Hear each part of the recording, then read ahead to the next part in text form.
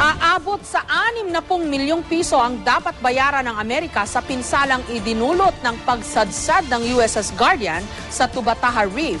Lumabas sa pag-aaral na mas maliit ang sukat ng pinsala kesa sa naunang assessment. May report si Rafi Tima. Mula sa inisyal na sukat ng 4,000 square meters, lumalabas na 2,345.67 square meters ng bahura lang ang kabuang na pinsala ng pagsadsad ng USS Guardian sa South Atoll ng Tubataha Reef nitong Enero. Ito ang lumabas sa pinal na sukat na isinagawa ng pinagsamang Philippine at US Navy assessment teams sa sinadsaran ng Minesweeper.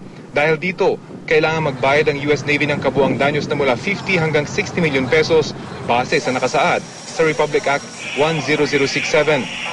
Based on the law, the total fines will be between 50 and 60 million pesos. No? The exact figure is now being discussed inside, but I think if you said between 50 and 60, you're fairly safe. Paliwanag ng Philippine Assessment Team, mas malaki ang naunang estimate dahil magkaibang methodology o estilo ng pagkuha ng US Navy sa estimate at sa ginawang pinal na pagkuha ng sukat sa napinsalang bahura.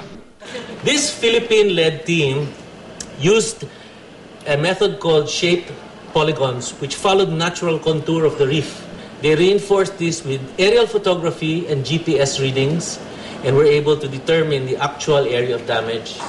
Maliban sa ginawang pagsukat, sinuri na rin umano ng mga eksperto ang pinsala sa bahura at sa inisyal na pagsusuri, nakita na umano ng unti-unting paghilom ang mga napinsalang bahura halos 3 buwan matapos sumadsad dito ang USS Guardian. The initial findings of the team is that Tubataha is already beginning to show signs of recovery. The number of fish that are actually managing the growth of algae is very impressive. Sa susunod na linggo, may ilang coral experts ang babalik umano sa Tubataha para magsagawa ng mas malalimang pagsusuri sa napinsalang bahura. Pero sa ngayon, nasisihan umano ang Philippine Assessment Team na ang kinatatakutang malawakang pagkasira ng World Heritage Site, tila hindi naman nangyari.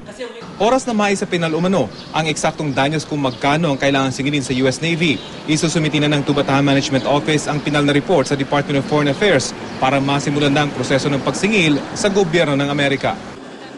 Rafi Tima, GMA News.